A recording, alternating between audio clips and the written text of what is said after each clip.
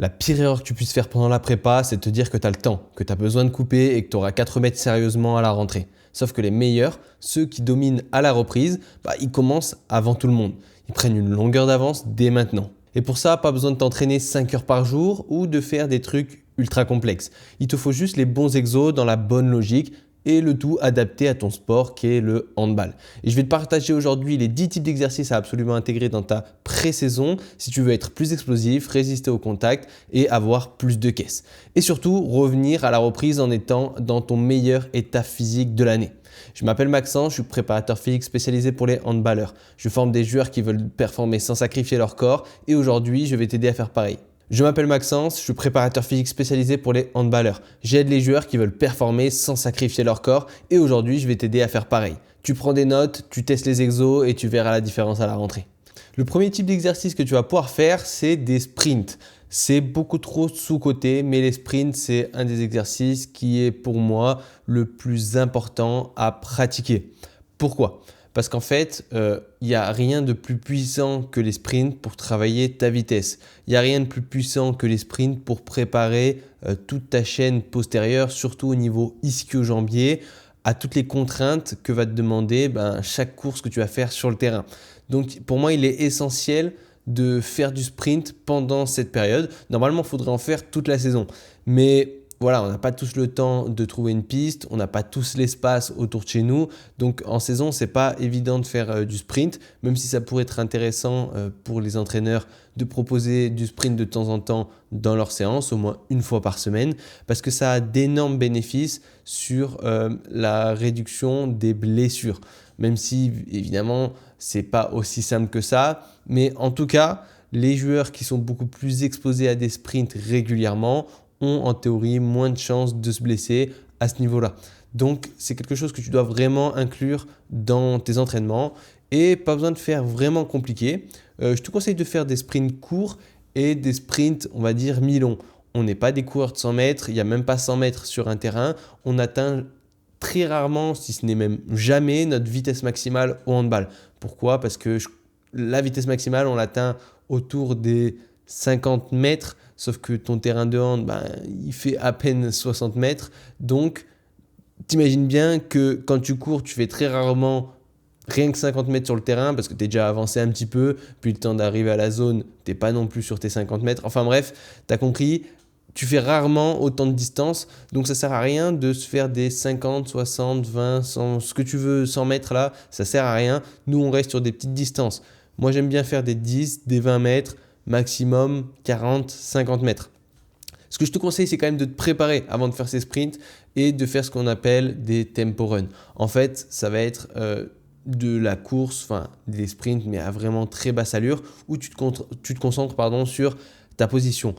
Comment est ton corps, comment tu attaques le sol, comment tu positionnes tes bras, ta coordination, pour petit à petit intégrer cette technique qui est le sprint. Parce que forcément, si tu n'as pas une très bonne technique de sprint, tu perds un petit peu les intérêts de la puissance du sprint. Mais bien sûr, on n'est pas là pour être des sprinteurs non plus, encore une fois. Donc, tu n'es pas obligé d'avoir une technique irréprochable. Mais c'est quand même important de comprendre les enjeux du sprint.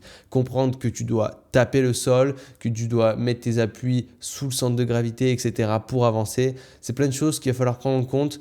Et c'est pour ça que je te conseille de démarrer par ça. Comme ça, c'est tranquille. Tu ne te blesses pas forcément.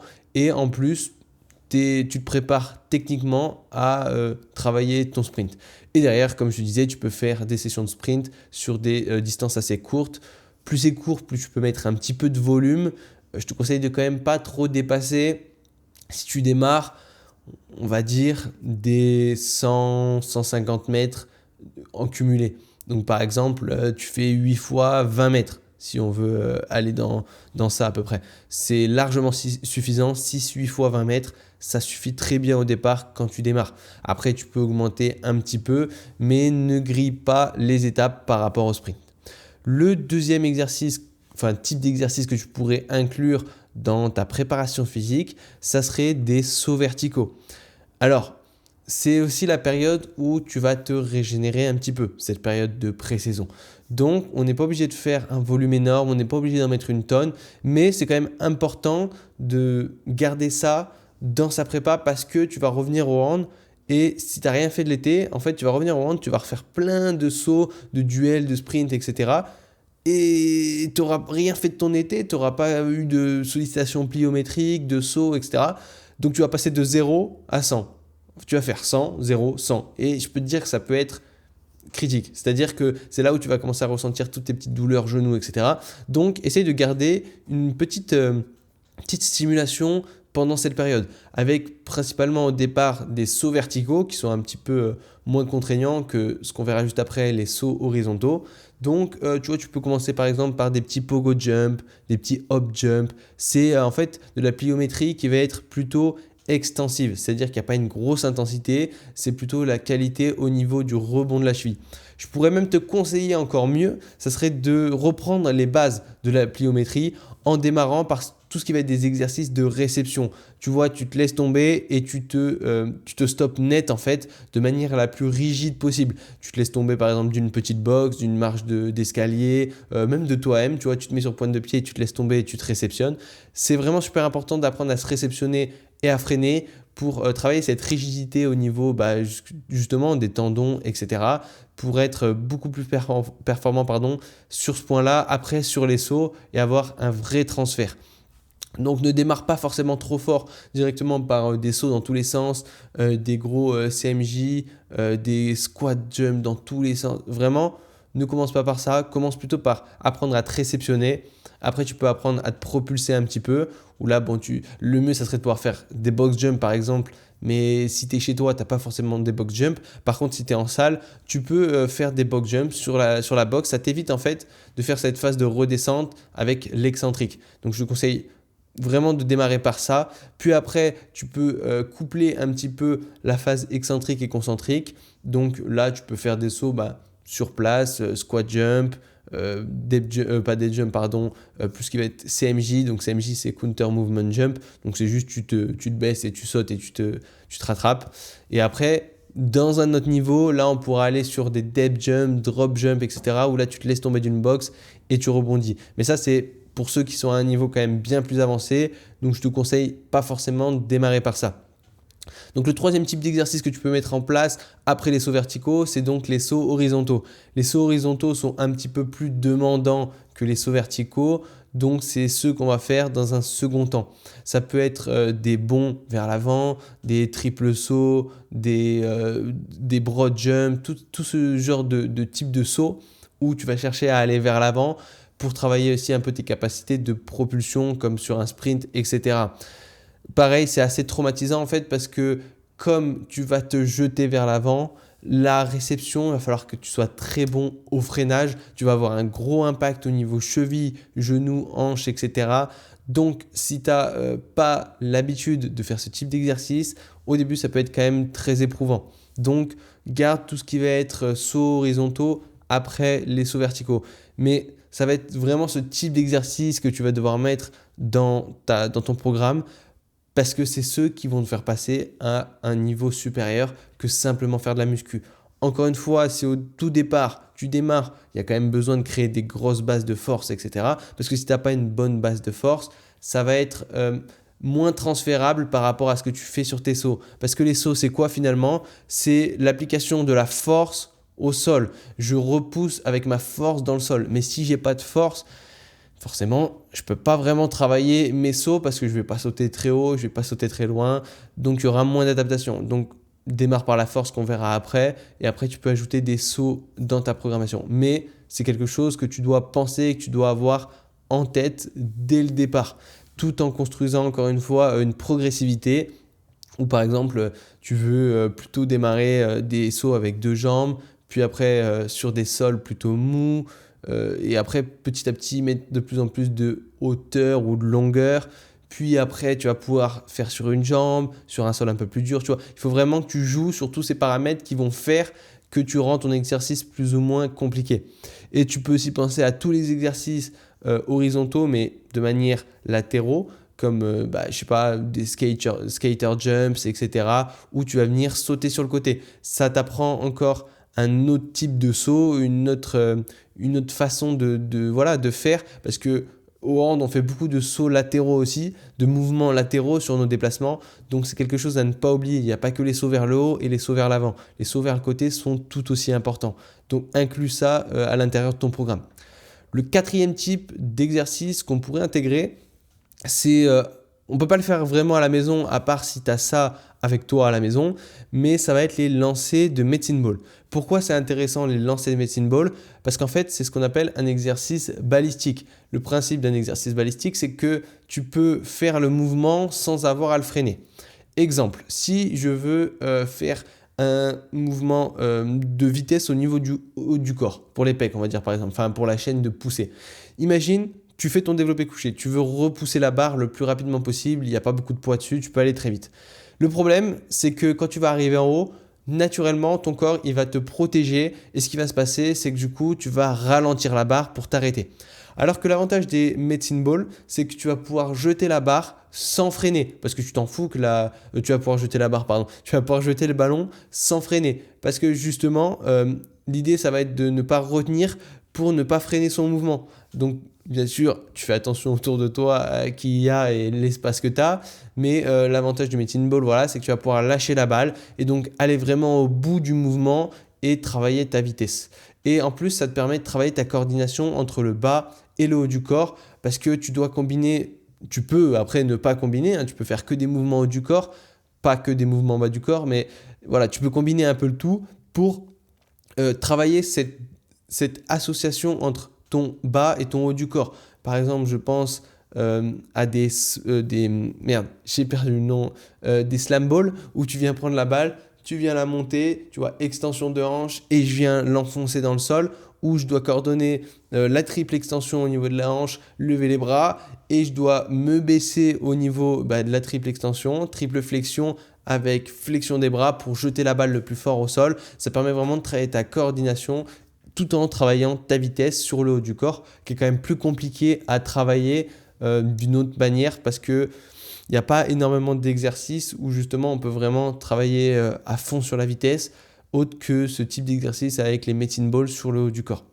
Si tu ne peux pas faire de medicine ball, tu peux remplacer ça un petit peu par, déjà si tu as une balle de hand en vrai un peu abîmée parce que normalement l'idée c'est d'enfoncer, tu peux faire aussi avec ta balle de hand où tu la prends, tu la jettes, c'est un peu plus léger et dans tous les cas ça doit rester assez léger parce que justement on veut mettre de la vitesse. Si c'est pas assez léger, on ne pourra pas mettre de vitesse. Donc ne néglige surtout pas ce type d'exercice où tu peux faire des rotations, des inclinaisons, des flexions, des extensions, même si tu veux le jeter en arrière. Tu peux vraiment faire plein de choses avec le medicine ball. Donc, super exercice à utiliser dans sa programmation. Le cinquième type d'exercice que j'aurais peut-être dû mettre au tout début, c'est le travail de force maximale.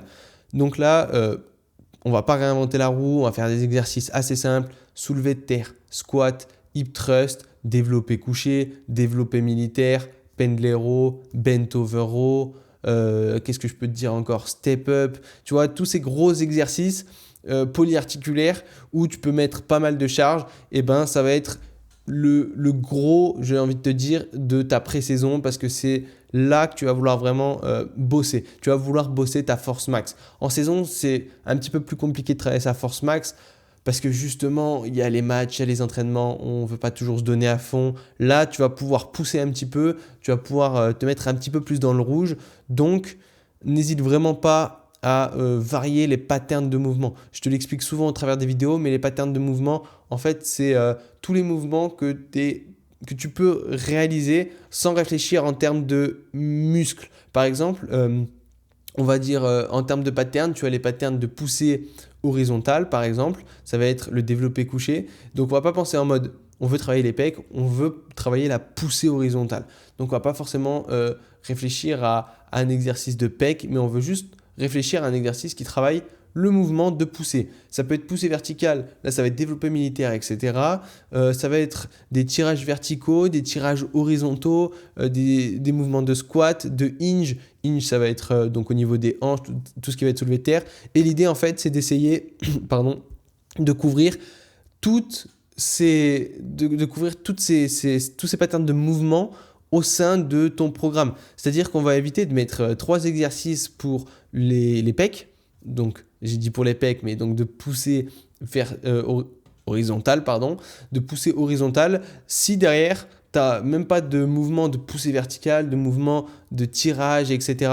Non, il faut que tu essayes de mettre un petit peu de tout. Moi, quand je crée mon programme, j'essaye de me dire, ok, là, j'ai tel exercice, c'est tel pattern, tel pattern, tel pattern. Et à la fin, je regarde, est-ce que je couvre tous les patterns? En fonction du nombre de séances que tu auras, ce sera plus compliqué de couvrir tous les patterns. Mais si tu as au moins 3 séances, normalement, tu dois quasiment réussir à couvrir tous les patterns principaux.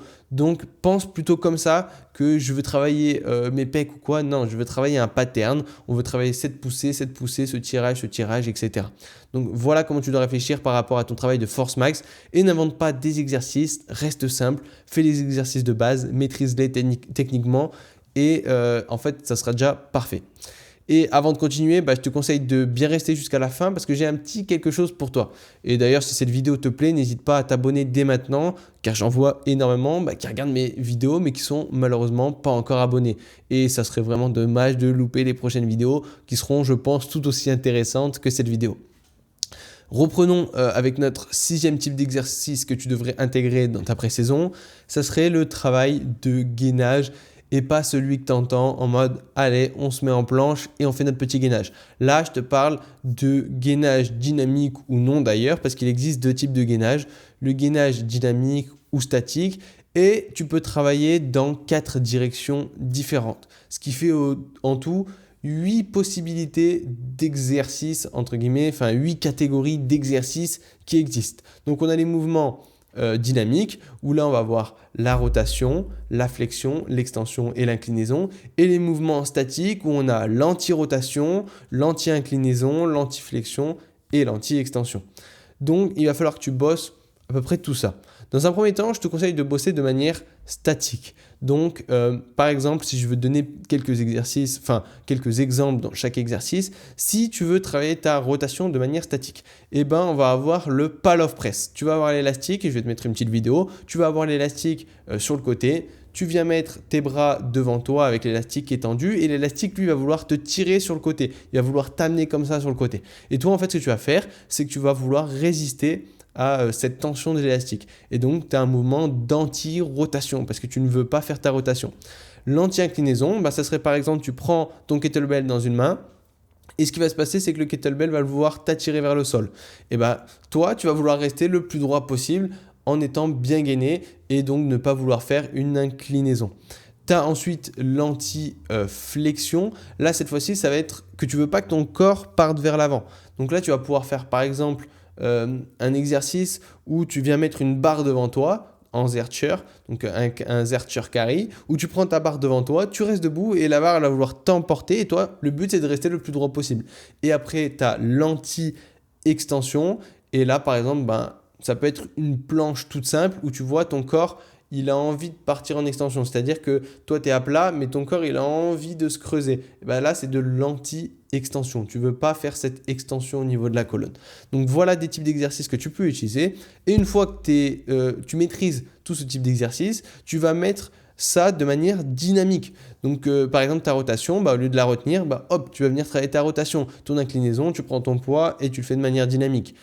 Ton exercice avec ta barre, tu vas peut-être le faire autrement, mais par exemple, tu peux remplacer par un Jefferson curl où tu viens enrouler, dérouler. Et pour l'extension, tu peux faire des extensions lombaires tout simplement. Donc, ne néglige vraiment pas ce travail de gainage dynamique et statique qui est vraiment super important et qui est très souvent beaucoup trop négligé. Le 7e type d'exercice qu'on va voir, ça peut être le travail un petit peu d'appui, de réactivité. Alors, je ne suis pas forcément le plus grand fan des exercices d'échelle, par exemple l'échelle de rythme, etc. Parce que en fait, souvent, ça peut t'aider à travailler un petit peu ta coordination. On va dire que ça va être cool sur ce point-là. Tu peux essayer de travailler un petit peu ta coordination. Mais en vrai, c'est quand tu veux travailler ta réactivité, tes appuis, etc., il faut que ce soit un petit peu plus imprévisible. Parce que l'échelle, c'est trop prévisible. Tu sais ce que tu vas faire, tu connais ton mouvement. Mais quand tu es sur le terrain, tu ne sais pas ce qui va se passer. Tu as un joueur qui peut arriver à droite, un joueur qui peut arriver à gauche, un joueur qui peut arriver derrière. Donc, le travail d'appui et de réactivité, en fait, il va plutôt se travailler en réaction. Ça peut être réaction visuelle, réaction sonore, etc. Donc l'idéal, c'est si tu as un pote avec toi pour pouvoir justement faire des petits jeux comme ça de duel ou en mode, je sais pas, par exemple, vous êtes en face, il part à droite et toi tu dois le suivre. Enfin bref, tous ces petits duels-là où il y a justement un quelque chose d'extérieur à toi qui va t'obliger à adapter ton comportement. Parce que si tu n'as pas d'adaptation de ton comportement par rapport à une chose extérieure, bah, c'est trop simple. La chose est trop simple. Donc après, tu peux aussi mettre peut-être des stimuli en mode visuel où tu vas mettre par exemple, il va te dire un chiffre, tu dois partir à un endroit. Ça peut être des couleurs, réagir sur des couleurs. Tu peux faire vraiment plein de choses, mais ça restera toujours quand même moins bien selon moi qu'une situation vraiment de jeu où justement vous êtes plusieurs et là tu es obligé de réagir très vite à ce qui se passe devant toi. Donc voilà pour ce type d'exercice sur le travail d'appui, etc. Le 8e type d'exercice, c'est ce qu'on va appeler les exercices un petit peu plus d'assistance. C'est tous les exercices un peu qui vont être là pour pour aider plutôt les exercices de force que je te disais tout à l'heure. Donc tu vois, tu as les exercices de force de base, mais derrière tu vas pouvoir venir faire des petits exercices d'assistance. Par exemple, je sais pas, tout bête, des exercices au niveau des épaules, rotation d'épaule, exercices au niveau des hanches, par exemple, tu vois, des mouvements un peu plus unilatéraux pour travailler un peu différemment. J'imagine un squat bulgare, par exemple. Toutes ces choses-là, en gros, ça va être des exercices qui vont venir renforcer des zones parfois un petit peu oubliées. Donc, ça ne va pas être des gros exos polyarticulaires. Souvent, ça va être des exos un petit peu plus spécifique, spécifique, j'aime pas trop ce mot-là, mais encore une fois, ça va être des exos plus mono-articulaires, par exemple, parfois. Donc, c'est tous les exercices qui vont t'aider à rendre peut-être une articulation ou un muscle un petit peu faible, du coup, un petit peu plus fort. Et il va vraiment pas falloir les négliger parce que si tu fais tout le temps que de la force, déjà, tu risques de vite te fatiguer et trop te fatiguer. Et tu risques d'avoir des petites blessures qui apparaissent. Donc pense à ces exos d'assistance où tu as des répétitions un petit peu plus longues, où tu travailles un petit peu aussi du coup justement ta masse musculaire, parce que tu peux la travailler avec tes exos de force, mais c'est pas le principal bénéfice de la force. Le principal bénéfice de la force, c'est un petit peu plus nerveux. Là, les exercices d'assistance, c'est vraiment pour créer du muscle et se créer une armure physique, on va dire en gros. Donc ça peut être plein d'exercices, tu vois, leg extension, leg curl si t'es à la maison, enfin si t'es en salle pardon, si t'es à la maison tu peux remplacer ça par des choses un peu différentes, je sais pas, 6 squat, reverse nordique, d'ailleurs tu peux les faire aussi à la salle, hein, mais là j'essaye de réfléchir un petit peu sans matériel, même si à la maison, un petit conseil, tu vois, t'achètes un élastique, ceux de 15 kg, les bleu-vert de chez Decat, je crois que ça coûte 8 €. Si tu es vraiment motivé, tu peux même acheter une petite paire d'haltères à 50 balles. C'est vraiment, pour moi, un matériel qu'on devrait tous avoir chez soi, au moins un élastique, parce que tu peux faire déjà 1 million de choses avec un élastique. Tu peux faire des tirages là où c'est beaucoup plus compliqué quand tu as absolument zéro matériel. Si tu as vraiment zéro matériel, c'est très compliqué, par exemple, de travailler ces tirages. Il y en a, ils testent un petit peu des trucs traction sur des tables et tout, mais c'est pas vraiment évident en vrai. Parce que tu peux avoir ta table qui te lâche à tout moment, tu peux casser ta table, c'est pas très pratique sur la prise. Alors qu'un élastique, tu peux faire 1 million de choses avec, même si c'est sûr que l'idéal en plus, c'est de pouvoir accrocher ton élastique quelque part. Parce que si tu veux faire des mouvements de rotation et tout, c'est pas mal. Mais déjà, si tu as cet élastique pour pouvoir faire 2-3 petits exercices en plus que ce que tu peux déjà faire, c'est top. Alors si en plus tu rajoutes une paire d'haltères, là tu peux rajouter un petit peu de charge, tu peux vraiment aller encore plus loin dans ta prise de muscle, etc. Passons maintenant au 9e type d'exercice à mettre dans ta prépa. On va donc parler de l'endurance fondamentale. Alors qu'est-ce que l'endurance fondamentale ? C'est tout ce qui va être le travail cardio-respiratoire, cardiovasculaire, tout ce que tu veux. En tout cas, ça va être le travail qui va te permettre d'augmenter ton endurance. C'est très généralement le type de travail qu'on te donne uniquement quand c'est ton coach ou quoi qui fait la prépa. Tu sais, on va te dire, allez, tu fais des sorties de 1 heure, 2-3 fois dans ta semaine, tu fais des circuits cardio, etc. Et on en a marre. franchement, je vais pas te mentir, moi je détestais ça et en plus pour moi ça n'a que très peu d'intérêt. Donc moi ce que je vais te conseiller pour ce qui est de l'endurance, je t'ai dit endurance fondamentale au début mais on va parler de l'endurance en globalité. Donc ce que tu peux faire c'est pour démarrer justement de l'endurance fondamentale ou zone 2, en gros c'est courir à très très basse intensité. Donc ce que tu peux faire c'est, je te conseille de faire du vélo. Pourquoi? Parce que plutôt que de la course, des fois, alors ça peut être bien de faire de la course aussi, hein, étant donné que tu vas plus trop courir sur le terrain, ça peut être bien de donner des sollicitations de course. Mais l'avantage du vélo, c'est que c'est beaucoup plus simple de bien calibrer sa zone 2. Parce qu'en fait, ce que tu dois comprendre, c'est que dans la zone 2, ça doit être très, très, très, très simple. Ça doit être comme de la récup quasiment. Donc, en fait, quand tu fais de la course à pied, tu as tout le corps quasiment qui est engagé, du bas jusqu'au haut. Et ça te demande beaucoup plus d'énergie et c'est beaucoup plus dur de rester à basse intensité. Parce que des fois, quand on marche, on est beaucoup trop bas et quand on court, on pense être pas trop haut, mais on monte vite dans les tours. Donc après, tu peux essayer de faire une alternance marche, course très très légère. Quand je dis très très légère, c'est vraiment, tu as l'impression de faire du surplace carrément. Mais c'est pour ça que le vélo, c'est pratique. Surtout, bon là, je sors un peu du cadre, mais par exemple en saison aussi.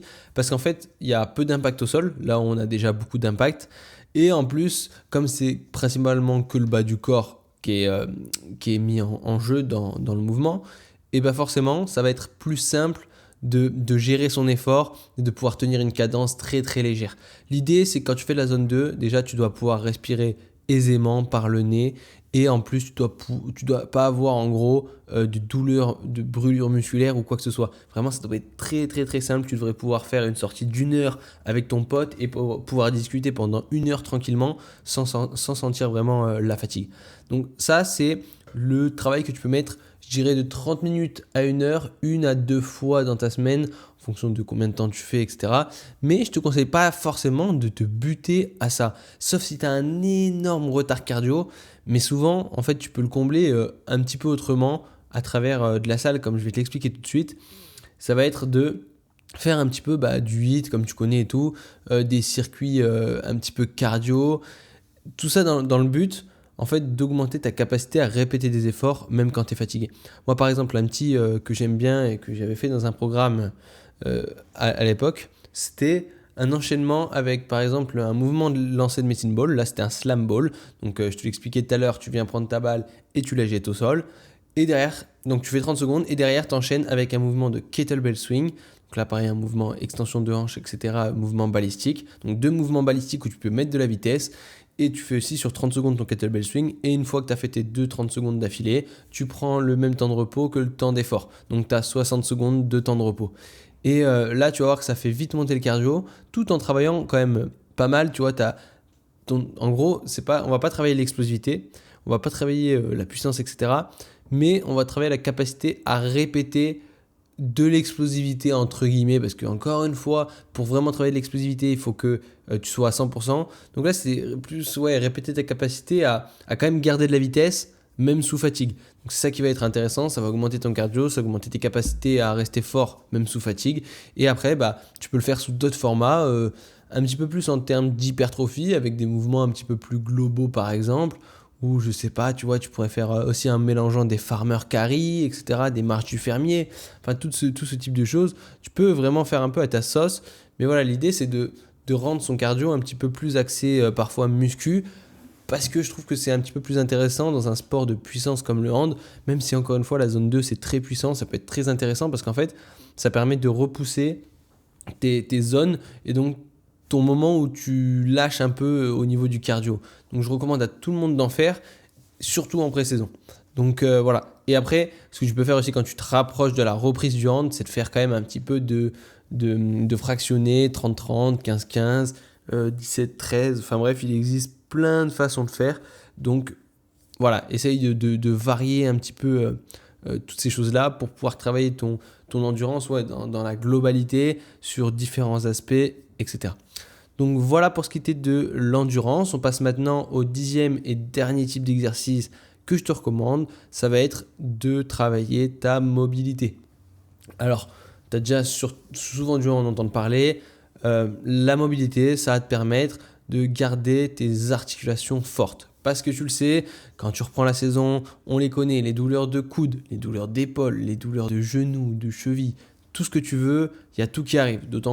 Surtout souvent les coudes, je le remarque pas mal, tu sais, tu commences à retirer un petit peu fort, tu veux mettre des petites patates et tout, les genoux parce que tu n'as pas sauté depuis 3 mois. Donc toutes ces petites douleurs-là qui arrivent parce que justement tu as arrêté de solliciter ces articulations, que tu ne leur as plus envoyé de force pendant 2 mois. Donc le travail de mobilité sur routine, en pré-échauffement, pendant tes séances, enfin bref, quand tu veux, mais ça va être super important d'en faire.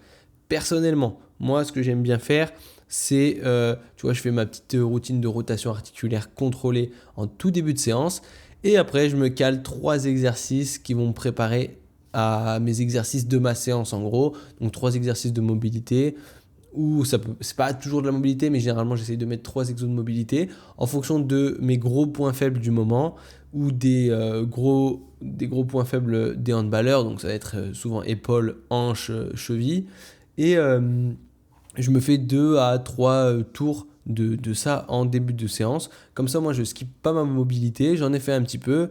Et voilà. Parce que faire des séances d'1 heure de mobilité, c'est un peu chiant. Les routines de mobilité, voilà, on arrête vite. On fait ça 2 semaines, on est motivé.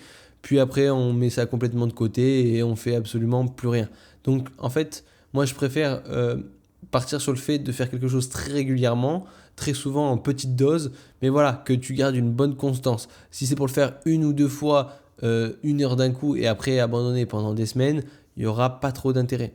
Donc, ne néglige vraiment pas la mobilité parce que voilà, tu pourras avoir des articulations beaucoup plus fortes, te sentir beaucoup plus libre dans tes mouvements, retrouver de l'amplitude et prévenir un petit peu de toutes ces blessures, même si j'aime pas trop ce mot, mais on va pas se mentir, quand on a des articulations fortes, bah, on se blesse moins et si on se blesse moins grave généralement. Pour te donner un tout petit exemple, tu vois, moi là, ça faisait 1 an que je faisais plus de hand.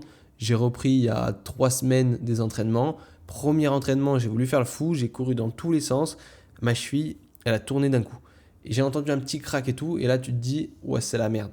J'arrivais encore à marcher et tout, et au final, bah tu vois, je pense qu'avec tout le travail que j'ai effectué pendant 1 année, même si j'avais arrêté le hand, pendant tout le travail de mobilité, de force, d'appui et tout, et ben je me suis retrouvé avec une bonne douleur, tu vois, une petite, voilà, ça s'inflamme un petit peu au niveau des ligaments et tout, mais bah, j'ai pu continuer déjà l'entraînement, il me restait 30 minutes, j'ai pu continuer les 30 minutes, je me suis fait 2-3 trucs d'iso un petit peu le lendemain et la semaine qui est venue, et après, ben, tout allait nickel. Là, tu vois, ça va faire 3 semaines à peu près. Je sens encore un petit peu que ça tire, mais j'ai pu refaire 2 entraînements entre-temps sans avoir aucune douleur, aucun souci.